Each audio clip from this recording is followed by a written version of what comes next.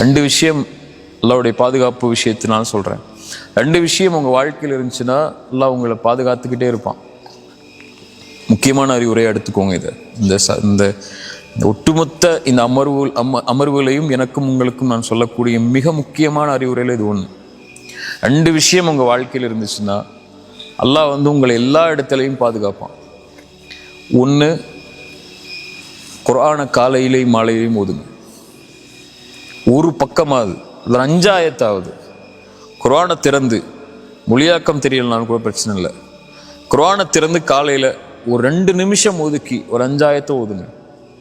உங்களுக்கு அவ்வளோ வேலையும் இருந்துச்சுன்னா அதுக்கு மேலே ஓத முடியாத அளவுக்கு, அல்லது இரவு தூங்கும் போதோ மாலையிலையோ 5 ஆயத்து குர்ஆனை ஓதுங்க. 5 ஆயத்துங்கிறது 5 ஆயத்தை தான் ஓதணும்னு நான் சொல்லலை. அவ்வளோ, அதை விட உங்களுக்கு நேரம் இல்லை அப்படிங்கிற பட்சத்தில் சொல்கிறேன். குறைஞ்சபட்சம் உங்களுக்கு தாய் தந்தை உயிரோடு இருந்தால் ஒவ்வொரு நாளும் அவங்கள்ட்ட பேசுங்க கண்ணியமான முறையில். இந்த ரெண்டை நீங்கள் செஞ்சீங்கன்னா அல்லாஹ்வுடைய பாதுகாப்புலேருந்து நீங்கள் விலகவே மாட்டீங்க.